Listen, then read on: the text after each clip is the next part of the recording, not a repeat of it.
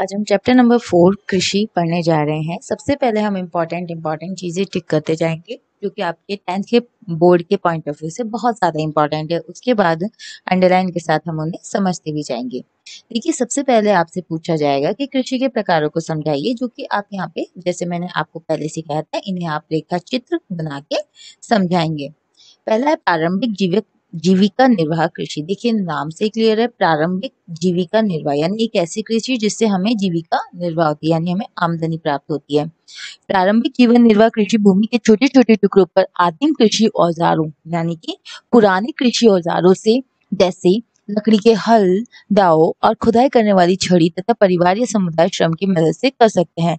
तो आप सिर्फ इतना सा लिखेंगे कि जो प्रारंभिक जीवन निर्वाह कृषि होती है भूमि के छोटे टुकड़ों पर आदिम कृषि औजारों के द्वारा की जाती है। और इसके बाद आप लिखेंगे कि ये परिवार और समुदाय या श्रम की मदद से की जाती है। बस आपको यहाँ पे इतना ही बताना है। जो कि कृषि आप अभी तक देखते आ रहे हैं, जो किसान अपने परिवार के साथ मिलकर करते हैं, उसे हम प्रारंभिक आदिम निर्वाह कृषि के नाम से कहते हैं। दूसरा प्रकार आपका देखिए है कर्तन धैन कृषि स्लैश एंड बर्न, यानी कर्तन धैन कृषि यानी बड़े बड़े जो आपके फॉरेस्ट होते हैं, वन होते हैं, उन्हें जला दिया जाता है। जो उनकी राख होती है, राख को, पोटाश को वहाँ खाद के रूप में यूज किया जाता है और कुछ साल वहाँ पे कुछ एक दो बार फसल उगा के वहाँ पे उसे कुछ सालों के लिए यूं ही छोड़ दिया जाता है ताकि मिट्टी अपनी उर्वरता को दोबारा से बना ले। यहाँ पे अंडरलाइन कीजिए, किसानों जमीन के टुकड़े साफ करके उन पर अपने परिवार के भरण पोषण के लिए अनाज व अन्य खाद्य फसलें उगाते हैं। जब मृदा की उर्वरता कम हो जाती है तो किसान उस भूमि के टुकड़े को वहां से छोड़कर चले जाते हैं। यह है आपकी कर्तन धैन प्रणाली कृषि इसे कहते हैं। आधुनिक तकनीकों का प्रयोग नहीं करते, यानी कर्तन धैन प्रणाली में या जो आपकी जीविका पोषण, प्रारंभिक जीविका पोषण कृषि हमने पढ़ी थी, इनमें क्या होता है देखिए, जो हमने ये वाली कृषि पढ़ी थी और कर्तन धैन है, इसमें आधुनिक तकनीकों का प्रयोग नहीं किया जाता है। अब आधुनिक तकनीकों का प्रयोग नहीं करेंगे, मशीन का प्रयोग नहीं करेंगे तो जाहिर सी बात है उत्पादन भी यहाँ पे कम होगा। ऐसी जो कृषि है वो कहाँ की जा सकती है? उत्तर पूर्वी राज्यों में, आपकी जो असम है, मेघालय है, मिजोरम है और नागालैंड में इसे झूम के नाम से कहते हैं। कौन सी कृषि को? कर्तन और धैन की कृषि को झूम के नाम से जाना जाता है। मणिपुर में इसे पामलू के नाम से जाना जाता है और छत्तीसगढ़ और के बस्तर जो जिला यानी छत्तीसगढ़ का एक एरिया है जिसे बस्तर के नाम से जाना जाता है, और अंडमान निकोबार में इसे दीपा के नाम से जाना जाता है। पिछले जो आपके कुछ साल हैं उनमें जो बोर्ड के पेपर्स बने हैं उनके अंदर इस तरीके के नाम आपसे पूछे गए हैं। देखिए, झूम कृषि क्या है? कर्तन धैन प्रणाली कृषि को मैक्सिको और मध्य अमेरिका में मिल्पा, यहाँ पे तो हमने बात करी सिर्फ भारत देश की, यहाँ पे हम बात करते हैं जो झूम खेती है वो विदेशों में किस किस नाम से जानी जाती है। सबसे पहले तो देखिए, मैक्सिको और मध्य अमेरिका में मिल्पा के नाम से जानी जाती है, वेनेजुएला में कॉनुको के नाम से जानी जाती है, ब्राजील में रोका के नाम से जानी जाती है और मध्य अफ्रीका में मसौले के नाम से जानी जाती है, और इंडोनेशिया में लदांग के नाम से और वियतनाम में इसे रे के नाम से जानी जाती है। अब इतने सारे नाम है, हम याद कैसे करेंगे?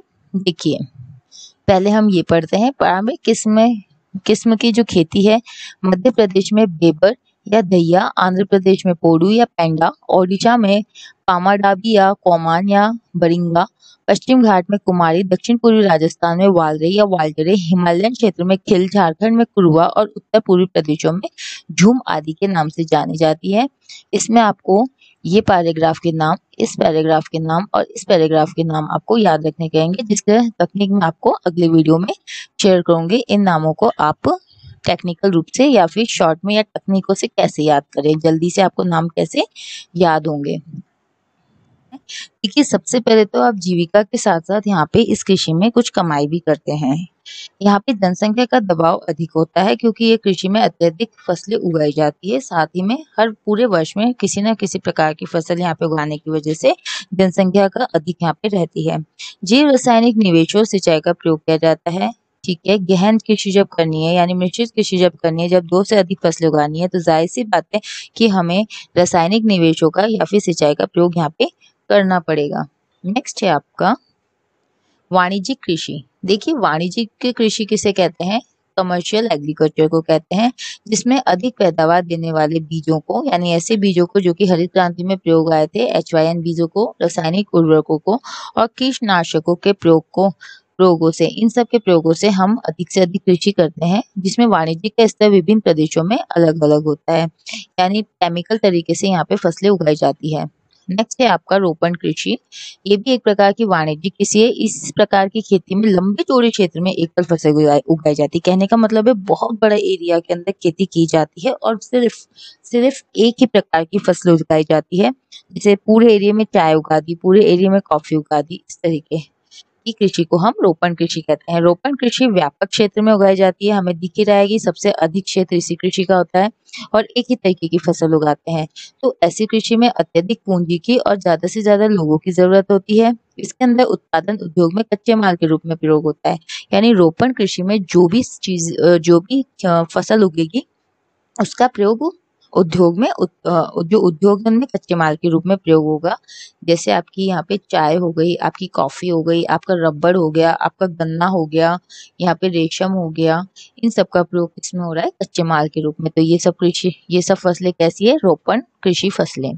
भारत में चाय, कॉफी, रबड़, गन्ना, केला इत्यादि महत्वपूर्ण फसलें रोपण फसलें कहलाती है। ये इम्पोर्टेंट है आपके लिए। रोपण कृषि में उत्पादन में बिक्री के लिए होता है। हम पहले ही पढ़ चुके हैं कि ज्यादा श्रमिक लगते हैं, ज्यादा टेक्नोलॉजी लगती है, ज्यादा क्षेत्र में एक ही तरीके की फसल उगाई जाती है। तो जाहिर सी बात है कि इतनी सारी फसल क्यों उगाएगा कोई? बिक्री के लिए, यानी कि बेचने के लिए। आगे चलिए, शस्य प्रारूप। भारत में 3 शस्य ऋतुएं हैं, यानी हम कहना चाहते हैं कि भारत में 3 तरीके की ऋतु हैं, जिनके हिसाब से 3 तरीके की फसलें उगाई जाती है। एक है रबी की, दूसरा है खरीफ की और तीसरा है आपकी जायद की फसल। रबी की फसल को शीत ऋतु में अक्टूबर से दिसंबर में मध्य बोया जाता है। आप याद रख लीजिए, जो रबी की फसल है आड़ है, उसको सबसे ज्यादा ठंड लगती है। किसे? आड़ को। तो आड़ को ठंड लगने की वजह से शीत ऋतु कब पड़ती है? अक्टूबर से दिसंबर तक पड़ती है। महीना भी याद हो जाता है। इनमें जो ये फसलें हैं वो शीत ऋतु में अक्टूबर से दिसंबर में बोई जाती है। ग्रीष्म ऋतु में अप्रैल से जून के मध्य से काट दिया जाता है। अब इसको बोएंगे तो अप्रैल से जून में, यानी कि गर्मी के टाइम की ये सर्दी में हमने उगाई और गर्मी के टाइम पे यानी अप्रैल से जून में ये हमारी फसल उगकर तैयार हो गई। इसमें गेहूं, जौ, मटर, चना, सरसों मुख्य रबी की फसलें। आप याद कर सकते हैं कि रबी की फसलों में कौन कौन सा है। उसमें हम शामिल करते हैं गेहूं, जौ, मटर। कैसे याद करेंगे? देखिए, जो मटर, चना, सरसों, गेहूं की मुख्य रबी फसलें हैं। इसकी जो ट्रिक है वो मैं आपके नेक्स्ट वीडियो में शेयर करूंगी, ट्रिक्स वीडियो के नाम से। नेक्स्ट देखिए, शीत ऋतु में शीतोष्ण पश्चिमी विक्षोभों से होने वाली जो वर्षा है वो इसके लिए लाभकारी होती है। दूसरा, हरित क्रांति रबी फसल के लिए महत्वपूर्ण थी। यानी रबी की फसल के लिए, यानी आर के लिए महत्वपूर्ण कौन था? हरित क्रांति। आगे देखिए, हम पढ़ते हैं खरीफ की फसल, यानी कि के। आर और के आपस में मित्र हैं लेकिन विपरीत विचार हैं। तो देखिए, सितंबर और अक्टूबर में इसे काट ली जाती है। यानी कब काटी जाएगी? इसे ठंड में, लेकिन वो काटी जाती थी रबी की फसल गर्मियों में। चावल, मक्का, ज्वार, बाजरा, तुर, अरहर, मूंग, उड़द, कपास, जूट, मूंगफली और सोयाबीन, ये ऐसी फसलें हैं जो कि आपकी खरीफ की फसलों में शामिल होती है। इसको याद करने का ट्रिक भी मैं आपको नेक्स्ट वीडियो में दे दूंगी। आपने इस वीडियो के लिंक पे मैं इसको आपको वीडियो का लिंक सेंड कर दूंगी। चावल पंजाब और हरियाणा में बोई जाने वाली महत्वपूर्ण फसल है। असम, पश्चिम बंगाल और उड़ीसा में धान की फसल उगाई जाती है। धान यानी आपका गेहूं, और धान के यहाँ पे 3 प्रकार उगाए जाते हैं, औस, अमन और बोरो, जो कि आपको याद रखने हैं। रबी और खरीफ फसल ऋतुओं के बीच में ग्रीष्म ऋतु में बोई जाने वाली फसल को हम जायद कहते हैं। यानी देखिए, रबी और खरीफ की जायद एक्चुअली ऐसी फसल होती है जो बरसात के मौसम के अंदर हम इसे पक जाती है, इसे काट ली जाती है और उगाई कब जाती है? ग्रीष्म ऋतु में। जायद ऋतु में क्या होता है? देखिए, तरबूज, खरबूजे या खीरे, ये तीनों चीजें आप कब खाते हैं? गर्मी के मौसम में। और गर्मी के मौसम में इन और सर्दी के जब आपकी ये बारिश आती है तब ये फसलें यहाँ पे उगाई, इनको यहाँ पे काट लिया जाता है और ग्रीष्म ऋतु में ये फसलें आपकी बोई जाती है। गन्ने की फसल को तैयार होने में लगभग 1 वर्ष लगता है। ऐसा कोई क्वेश्चन नहीं पूछा जाता, फिर भी आप इसे ध्यान में रखें। देखिए, भारत देश में जो मुख्य फसलें हैं उनके बारे में हम यहाँ पढ़ेंगे, और वो मुख्य फसलें कैसे तापमान के अंदर, कैसे जलवायु के अंदर यहाँ पे उगाई जाती है, वो आपके लिए इम्पोर्टेंट है। पहला है आपका चावल। चावल के बारे में हम यहाँ पे जानकारी जो है वो पॉइंट्स में लिखेंगे। एग्जाम में भी आपको पॉइंट्स के रूप में ही लिखना है अच्छे नंबर प्राप्त करने के लिए। देखिए, हमारा जो चावल में स्थान है वो हमारे दूसरा स्थान पे आता है। सबसे पहले बस आपको यही याद रखना है कि भारत विश्व में दूसरे स्थान पर चावल का उत्पादन यानी कि 25 डिग्री सेल्सियस से ऊपर के तापमान में ये उगाया जाता है। तीसरा पॉइंट है आपका इसकी आर्द्रता यानी कि 100 सेंटीमीटर से अधिक वर्षा चावलों को आवश्यक है। फोर्थ पॉइंट है चावल उत्तर और उत्तर पूर्वी मैदानों में, तटीय क्षेत्रों में और डेल्टाई प्रदेशों में पाए जाते हैं। आप देख के चलिए जहाँ पे पानी की मात्रा अधिक होगी जैसे उत्तर पूर्वी है या तटीय मैदान या डेल्टाई क्षेत्र, वहाँ पे चावल उगाए जाते हैं। चावल के बाद नेक्स्ट है आपकी फसल गेहूं। गेहूं के अंदर पहला पॉइंट है आपका गेहूं भारत की दूसरी सबसे महत्वपूर्ण फसल है, यानी चावल भी दूसरी थी और गेहूं भी आपके दूसरे हैं। उत्तर और उत्तरी पश्चिमी भागों में इसे उगाया जाता है। दूसरा पॉइंट आपका ये बन जाएगा। तीसरा पॉइंट है आपका चावल जो है वो खिली धूप की आवश्यकता होती है, यानी पूरा चावलों की फसल को एकदम खुला आसमान चाहिए और धूप जोरों से अच्छे से आ रही हो। फोर्थ पॉइंट है आपका 50 से 75 सेंटीमीटर आपको वार्षिक वर्षा की आवश्यकता होती है, यानी वर्षा का जो औसत है 50 से 75 होना चाहिए। बेटा वर्षा को आपको याद करना पड़ेगा कि चावल हमें आधे आधे खाने, तो 50 से याद कर लीजिए, 75 तक याद कीजिए। गेहूं उगाने वाली दो मुख्य क्षेत्र हैं, ये देख लीजिए। उत्तर पश्चिम में गंगा सतलुज का मैदान है और दक्कन का काली मिट्टी वाला प्रदेश है। पंजाब, हरियाणा, उत्तर प्रदेश। आप यहाँ से लिखिए कि सबसे ज्यादा जो गेहूं है वो कहाँ उगाए जाते हैं।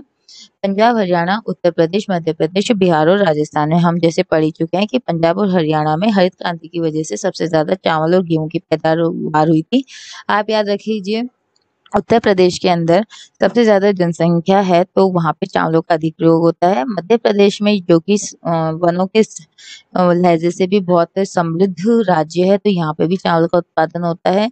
बिहार और राजस्थान, राजस्थान में आप रहते हैं तो ऐसे करके आप 2-3 राज्यों का नाम याद कर लीजिए। थर्ड है आपका मोटे अनाज यानी कि मिलेट्स। मोटे अनाज में आपका ज्वार, बाजरा और रागी, ये तीन यहाँ पे फसलें शामिल होती हैं। ज्वार देश की तीसरी महत्वपूर्ण फसल है। आपको ये याद करना पड़ेगा कि जो ज्वार है वो आपके देश की तीसरी महत्वपूर्ण फसल है जो कि आर्द्र क्षेत्रों यानी कि सूखे क्षेत्रों में उगाई जाती है। यहाँ पे मुख्य राज्य हैं महाराष्ट्र, कर्नाटका, आंध्र प्रदेश और मध्य प्रदेश। नेक्स्ट हम पढ़ेंगे मोटे अनाज में बाजरा। बाजरा क्या है? राजस्थान, उत्तर प्रदेश, महाराष्ट्र, गुजरात और हरियाणा इसके मुख्य उत्पादक देश है। देखिए राजस्थान फिर रिपीट हो रहा है, उत्तर प्रदेश फिर रिपीट हो रहा है, इसी तरीके से गुजरात फिर रिपीट हो रहा है और हरियाणा फिर रिपीट हो रहा है। यानी आपको बाजरे में सिर्फ एक चीज याद रखनी है, वो भी क्या? अलग से महाराष्ट्र। ये कैसे प्रदेशों में पाया जाता है? ये शुष्क यानी गर्मी वाले प्रदेशों में पाया जाता है। रागी के प्रमुख उत्पादक, अब यहाँ हम रागी की बात करते हैं। रागी भी एक तरीके का अनाज है जो कि मोटे अनाज में शामिल है। रागी के लड्डू भी बनाए जाते हैं, रागी की चपातियां भी बनाई जाती है। ब्राउन कलर का अनाज होता है। इसका प्रमुख उत्पादक राज्य है कर्नाटका, हिमाचल प्रदेश, उत्तराखंड, सिक्किम, झारखंड और अरुणाचल प्रदेश। देखिए रागी के जो राज्य हैं वो थोड़े से डिफरेंट है, वो आपके पूर्वी राज्य शामिल है तो आप याद रखेंगे पूर्वी राज्यों से राग निकल रहा है यानी कि सुर निकल रहा है। नेक्स्ट है आपकी जो फसल है मोटे अनाज में, वह है आपकी मक्का।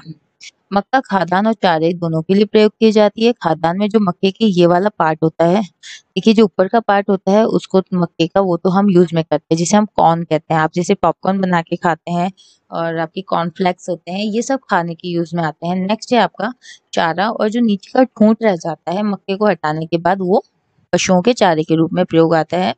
दूसरा पॉइंट करिए, ये एक खरीफ की फसल है। आप लिखिए कि के यानी के नाम के व्यक्ति को क्या पसंद है? मक्का पसंद है यानी कि पॉपकॉर्न पसंद है। इस तरीके से शायद आपको कुछ याद हो जाए, आप लोग एग्जाम में अच्छे नंबर ला सकते हैं। नेक्स्ट जो मक्का है बेटा 21 से 27 सेल्सियस के तापमान में उगाया जाता है। इसके लिए जलोढ़ मिट्टी की आवश्यकता होती है, यानी अच्छी खासी मिट्टी जिसमें पानी का भराव हो, ऐसी मिट्टी की इसकी आवश्यकता है। कुछ राज्यों में मक्का को रबी की ऋतु में भी उगा लिया जाता है। ये लाइन चाहे तो आप ना लिखें, ये एडिशनल लाइन है जो कि आपके ज्ञान में बढ़ोतरी के लिए दी गई है। देखिए कर्नाटक फिर आ गया है, मध्य प्रदेश फिर आ गया है, उत्तर प्रदेश फिर आ गया है और बिहार फिर से आ रहा है और यहाँ पे आंध्र प्रदेश फिर से आ रहा है। और तेलंगाना एक नया है जहाँ के मक्का का मुख्य उत्पादक राज्य। तो ये जो रिपीट वाले राज्य हैं इन्हें आप एक जगह लिख लीजिए, जो राज्य रिपीट हो रहे हैं उन्हें ये आप एग्जाम में लिख के आएंगे।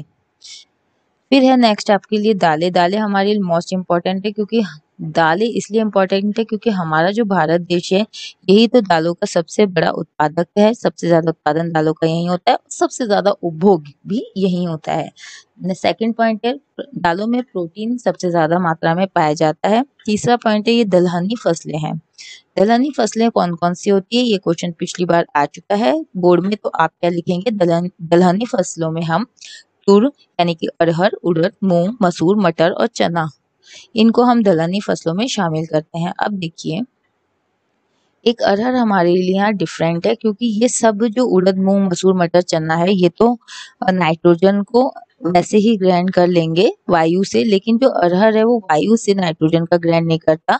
इसलिए आपने क्या पढ़ा होगा, साइंस के अंदर देखा होगा कि इसकी जो जड़ें होती है उनके अंदर इस तरीके की कुछ गांठें होती है। इन गांठों के द्वारा ये जमीन से नाइट्रोजन को प्राप्त करता है। कम नमी की आवश्यकता होती है दालों के अंदर और सूखी परिस्थितियों में, शुष्क परिस्थितियों में, सूखे में ये उगाया जा सकता है। ये देखिए अरहर को छोड़कर वायु में नाइट्रोजन लेकर भूमि की उर्वरकता को बनाए रखती है अन्य सभी दालें। सिर्फ यहाँ पे अरहर को छोड़ दिया गया है, तो आपको सिर्फ अरहर का नाम मुख्य रूप से याद करना है। बाद में मध्य प्रदेश, राजस्थान, ये देखिए आपका मध्य प्रदेश दालों में भी आ गया, आपका राजस्थान दालों में भी आ गया, आपका उत्तर प्रदेश यहाँ पे दालों में भी आ गया, और यहाँ कर्नाटक भी बहुत बार रिपीट हो रहा है, तो इसे भी याद कर लीजिए। ये कुछ राज्य हैं जिसके अंदर आपके दालें उगाई जाती हैं। बच्चों में यहाँ पे आपको पढ़ाने के साथ साथ मेरा उद्देश्य ये है कि मैं आपको हाथ के हाथ याद भी कराते रहूं कुछ चीजें, जो कि मैं आपको ट्रिक्स के माध्यम से यहाँ पे याद करा रही हूँ। अगर और भी आपको मेरे ट्रिक से कुछ चीजें याद करनी है तो उसके लिए मैंने आपके इसी वीडियो के डिस्क्रिप्शन बॉक्स में लिंक दिया हुआ है, ट्रिक्स वीडियो के नाम से, आप उसे जरूर देखें। नेक्स्ट देखिए हम आते हैं खाद्यान्नों के अलावा अन्य कुछ फसलें हैं जिसमें हम क्या लेते हैं, गन्ना। गन्ना हमने पढ़ा था रोपण फसल है। पहला पॉइंट गन्ना रोपण फसल है। दूसरा पॉइंट आपका उष्ण और उपोष्ण कटिबंधीय में पाया जाता है। उष्ण और उपोष्ण कटिबंधीय होते क्या है, जहाँ गर्मी और सर्दी बराबर बराबर मात्रा में पड़ती है, यानी कुछ टाइम आपकी गर्मी पड़ेगी, कुछ टाइम आपको ठंड पड़ेगी, और 21 से 27 सेल्सियस के तापमान पे हम गन्ने को उगाते हैं। सेकंड पॉइंट है। देन थर्ड पॉइंट है आपका बरसात की कितनी आवश्यकता है। बरसात तीसरा पॉइंट है 75 सेंटीमीटर से 100 सेंटीमीटर इसमें गन्ने में बरसात की आवश्यकता होगी। आर्द्र जलवायु यानी कि चिपचिपे मौसम में गन्ना उगाया जाता है। नेक्स्ट है आपका ब्राजील के बाद भारत गन्ने का दूसरा। अब फिर देखिए भारत में दूसरे स्थान पे भी गन्ना का उत्पादन होता है, यानी जिस भी चीज का उत्पादन हो रहा है भारत उसमें दूसरे स्थान पर आ रहा है। बस आप इतना सा ध्यान रखें, एग्जाम के पॉइंट ऑफ व्यू से 5% की इम्पोर्टेंट है कि ब्राजील गन्ने का प्रथम उत्पादक है और भारत हमारा दूसरा। फिर देखिए उत्तर प्रदेश रिपीट हो रहा है, महाराष्ट्र रिपीट हो रहा है, कर्नाटक रिपीट हो रहा है, तमिलनाडु यहाँ पे छोड़ देते हैं एक बार, तेलंगाना फिर रिपीट हो गया, बिहार रिपीट हो रहा है बार बार, पंजाब रिपीट हो रहा है, हरियाणा रिपीट हो रहा है। तो ये जो रिपीटेड राज्य हैं इनको आप याद कर लीजिए सिर्फ, और उन राज्यों को सभी फसलों में लगा दीजिए। This is the important tick. Next है आपका तिलहन। यहाँ पे भी देखिए भारत दूसरा ही है, मतलब भारत की प्रथम रैंक कहीं पे भी नहीं है, तो आपको सिर्फ याद रखना है दूसरा नंबर। 12% भाग पर कई तिलहन की फसलें उगाई जाती है, यानी कि सिर्फ और सिर्फ 12% भाग पर ही तिलहन की फसलें उगाई जाती है, जो कि बहुत कम है। तिलहन की फसलों में क्या क्या शामिल है, एग्जाम के पॉइंट ऑफ व्यू से अच्छा खासा क्वेश्चन बनता है। मूंगफली, सरसों, नारियल, तिल, सोयाबीन, अरंडी, बिनोला, अलसी, सूरजमुखी, आप देखेंगे इन सभी के तेल मौजूद होते हैं। इन सभी से हम तेल निकालते हैं, इसे तिलहन की फसलें भी कहते हैं। देखिए मूंगफली खरीफ की फसल है, एक अलग से लाइन दी गई है। अलग से लाइन देने का मतलब है ये आपके एग्जाम के पॉइंट ऑफ व्यू से इम्पोर्टेंट हो सकता है। तो मूंगफली खरीफ की फसल है, ये आप ऐसे याद कीजिए कि क से क नाम के व्यक्ति को मूंगफली बहुत पसंद है। नेक्स्ट देखिए मूंगफली सबसे ज्यादा कहाँ उगाई जाती है, गुजरात में। तारक मेहता का उल्टा चश्मा में जो टप्पू है वो गुजरात से है और उसे मूंगफली बहुत पसंद है। हम ऐसे इसको याद उगाई जाती है, वो राज्य है आपका गुजरात, इसे आपको याद करना है। राजस्थान, इसके अलावा हमारे राजस्थान में और तमिलनाडु में भी मूंगफली की फसल उगाई जाती है। या आप कह सकते हैं राजस्थान से मूंगफली और लेकर गुजरात में हम गए और तमिलनाडु में जाकर हमने खाई, कैसे भी आप इन चीजों को याद कीजिए, ठीक है। नेक्स्ट है अलसी और सरसों, रबी की फसलें हैं। रबी की फसलों के नाम देखिए, इसमें हम अलसी को और सरसों को शामिल करते हैं।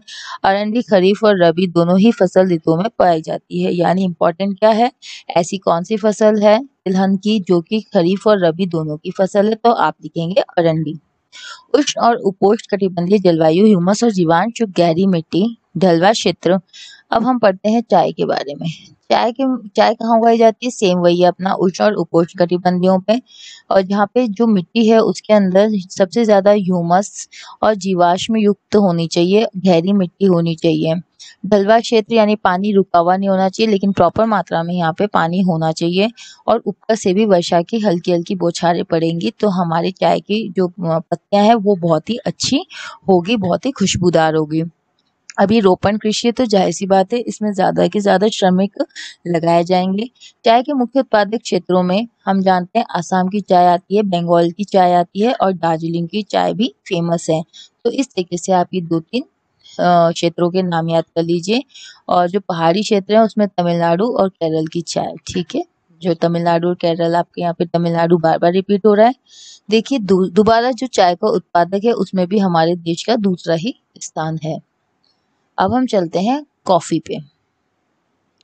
देखिए कॉफी में हमारे देश में क्या हुआ था कि जो यमन है, यमन देश है, वहां से एक कॉफी की किस्म लाई गई जिसे नाम कहते हैं अरेबिका किस्म, जो कि हमारे देश में उगाई गई और ये अंग्रेजों के टाइम पे लाई गई थी।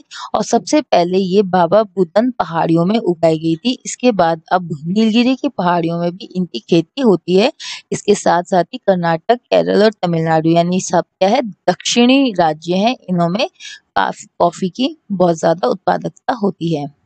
नेक्स्ट है आपका बागवानी फसलें। बागवानी फसलें में भी वही भारत का कौन सा स्थान है? दूसरा स्थान है। वही आप जलवायु लिख देंगे, उष्ण और शीतोष्ण कटिबंधीय जलवायु यहाँ पाई जाती है। अच्छा, बागवानी फसलों में कौन कौन सी फसलें शामिल है? आप लिखेंगे आम, संतरा, केला, लीची, अनानास, अंगूर, सेब, नाशपाती, खुबानी और अखरोट। आप देखते चलिए, आम, संतरे और अंगूर है, और साथ में केला है, अनानास है, अनानास यानी पाइनएप्पल। इनके तो हम क्या बनाते हैं, लीची, ये तो सब फ्रूट्स हो गए। और सेब फ्रूट हो गया, ठीक है, फ्रूट सैलेड बन गया। यहाँ पे नाशपाती, खुबानी और जो अखरोट है, नाशपाती भी हमने फ्रूट सैलेड में डाल दिया। खुबानी और अखरोट ये हमारे ड्राई फ्रूट्स आते हैं, यानी कि सूखे मेवे आते हैं। फिर देखिए, अब है आपकी अखाद्य फसलें, कुछ ऐसी फसलें जिन्हें हम उगाते तो हैं लेकिन उन्हें हम खा नहीं सकते। पहली फसल जिसमें है आपकी रबर।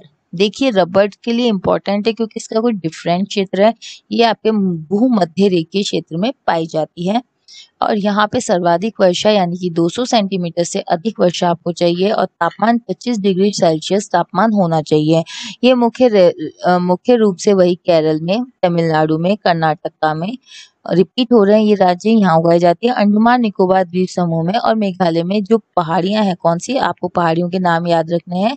गारो के पहाड़ियों के अंदर रबड़ की फसल उगाई जाती है। अब देखिए रेशेदार फसलें। रेशेदार फसलों में क्या क्या शामिल है? कपास, जूट और सन और प्राकृतिक रेशम, जो आप सिल्क यूज करते हैं, वो रेशेदार फसलों में उगाए जाते हैं। रेशम के कीड़े, जो आपका रेशम है वो किससे बनता है? रेशम के कीड़े जिसे हम कोकून कहते हैं, ये किस पेड़ पे उगाए जाते हैं? ये मलबरी यानी शहतूत के पेड़ पे उगाए जाते हैं। मतलब उगाए क्या जाते हैं, शहतूत के पेड़ पे कीड़े पाए जाते हैं जिसे हम कोकून कहते हैं, और यहाँ की हरी पत्तियों पे ये निवास करते हैं। जहाँ रेशम के कीटों का पालन होता है और वहां से रेशम निकाला जाता है, उसे हम रेशम उत्पादन कहते हैं।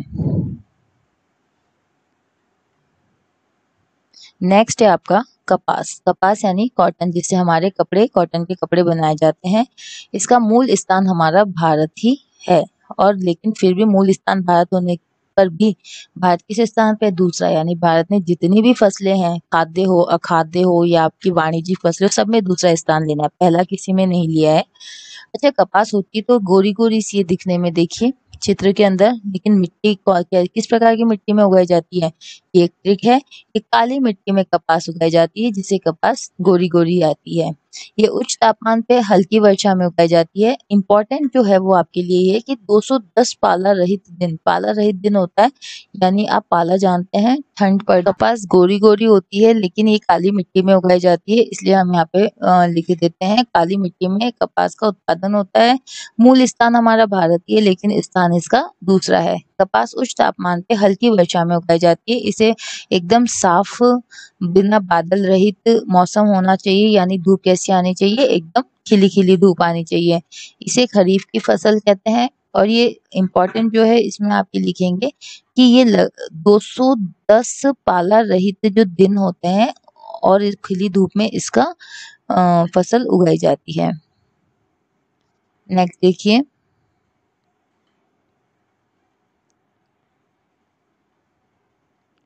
अच्छा जो कपास है वो आपकी 6 से 8 महीने इसको पकने में लगते हैं। आपके वही राज्य हैं, राज्य रिपीट हो रहे हैं तो 2-3 राज्य के नाम आप यहाँ पे लिख देंगे। इम्पोर्टेंट जो है जूट में वो देखिए, जूट आपकी कौन-सा रेशा कहलाता है यहाँ पे? जूट ब्राउन कलर का होता है, इसलिए इसे हम यहाँ पे सुनहरा रेशा भी कहते हैं। ये बाढ़ के मैदानों में जो जल निकास वाली उर्वरक मिट्टी है वहाँ पे इसे उगाया जाता है। जब ये बढ़ती है तो यहाँ पे उच्च तापमान की आवश्यकता होती है। वही रिपीटेड आपके कुछ हैं जैसे पश्चिम बंगाल है, बिहार है, असम है, उड़ीसा है, यहाँ पे जूट उगाई जाती है। कहने का मतलब है पूर्वी जो राज्य हैं मेघालय, यहाँ पे जूट उगाई जाती है।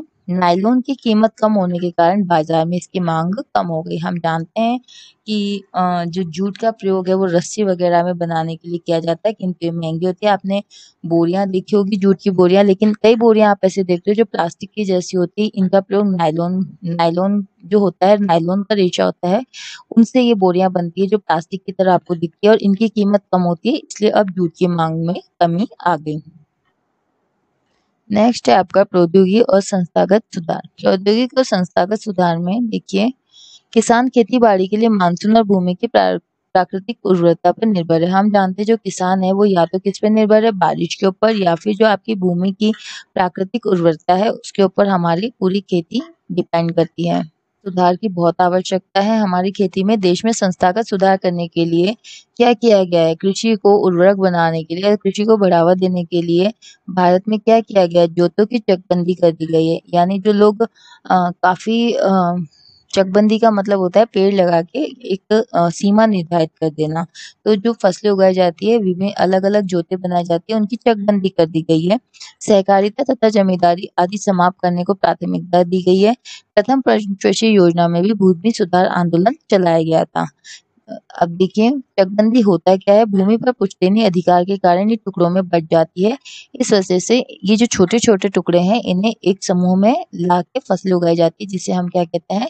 चकबंदी कहते हैं। भूमि सुधार के लिए कुछ कानून बनाए गए ताकि भूमि का सुधार और अधिक फसलें पाई हो। हरित क्रांति और श्वेत क्रांति, जिसे श्वेत क्रांति को हम ऑपरेशन फ्लड के नाम से भी जानते हैं, इस तरीके के कुछ कार्यक्रम लाए गए। व्यापक भूमि विकास कार्यक्रम चलाया गया। इसका सन आपको याद रखना है, सिर्फ 10 साल यहाँ पे 1980 से 1990 में। इसके बाद सूखा, बाढ़, चक्रवात, आग और बीमारी के लिए फसल बीमा के प्रावधान किए गए। आपको सिर्फ इतना याद रखना है कि जो फसल बीमा के प्रावधान किए गए, जो आपकी फसल है वो किन्हीं भी कारणों से यदि खराब हो जाती है तो सरकार इसका मुआवजा देगी, जिसे हम कहते हैं फसल बीमा। और किसानों को कम दर पर ऋण सुविधाएं, यानी किसानों को कम इंटरेस्ट रेट पे भी लोन दिया जाएगा। ग्रामीण बैंक, सहकारी समिति और बैंकों की स्थापना की गई। ज़्यादा से ज़्यादा ऐसे संस्थाओं की स्थापना की गई जो कि किसानों को कम दर पे ऋण उपलब्ध करा सकें। इसके साथ ही किसान क्रेडिट कार्ड और व्यक्तिगत दुर्घटना बीमा योजनाएं भी चलाई गई ताकि कृषक और उनकी कृषि दोनों को क्या मिल सके? प्रोत्साहन मिल सके, ताकि वो अधिक से अधिक बिना किसी जोखिम के अपना कार्य कर सके और ज़्यादा से ज़्यादा फसलें उगा सके।